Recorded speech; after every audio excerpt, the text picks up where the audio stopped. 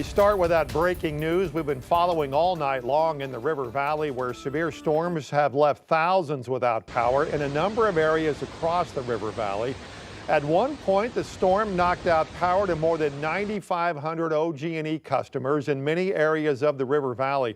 Right now, there are 5,400 customers still without power, mainly in Poteau, some in Fort Smith, and some in the Charleston area. Poteau was the first to report hundreds of power outages just minutes after the storm. High winds knocking over power poles, snapping some in two, blowing down power lines. Winds from the storms reached all the way to Charleston and Clarksville, knocking out power in between Leflore County and there.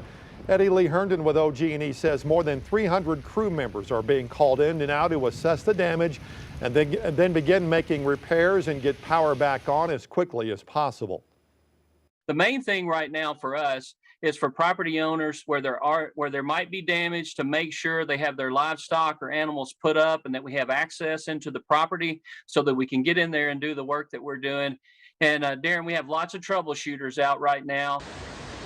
Herndon says they hope to have power restored system-wide by tomorrow afternoon. Now, the storm did bring down a burst of high winds along with very heavy rainfall in a short amount of time. We'll talk about rain amounts coming up in a second. Flash flood warnings went up after more than 3 to 4 inches of rain fell. Here again is a look at the OG&E power outage map right now. About 5,400 customers are still without power.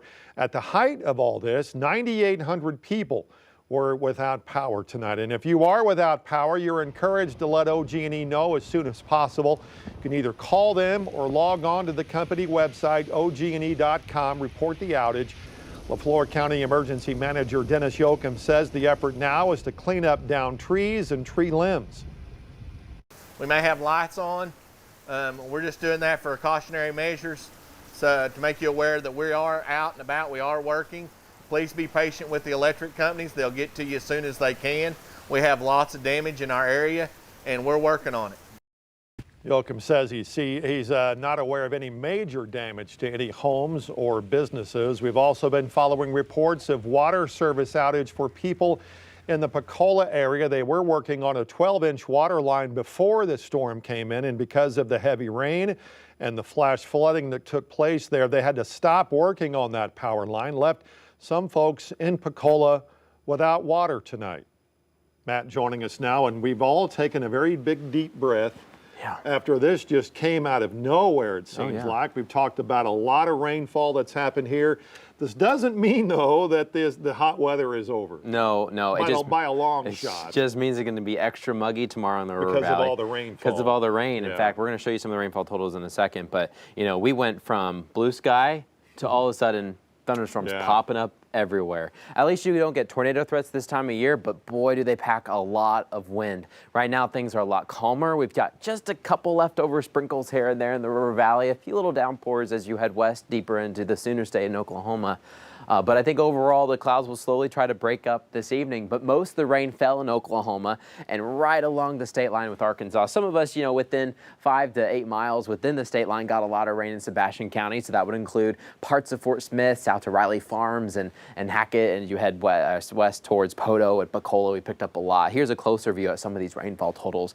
Our biggest rainfall amount was actually in Sequoia County, right there on the south side of Salisaw. We had a measurement of 5.91 inches. And that's according to the official Oklahoma Mesonet network. But lots of 4-inch marks right along 59. We had some 4-inch marks on the north side of Poteau, just north of the Choctaw Plaza there. And then south of Poteau, as you head towards Heavener and Howe, we got about 3 inches, and about 3 inches or so in Bacola to right up the state line in Fort Smith. Some of us, Fort Smith, got a lot of rain. And then on the east side, we didn't really get all that much, depending on just where you live. But temperatures have cooled off. I mean, the coolest spot right now is Poteau, where we picked up some of the most amount of rain this evening. We've got maybe a small chance for a shower or thunderstorm tomorrow, and then we've got a lot of heat to deal with too. That's all coming up.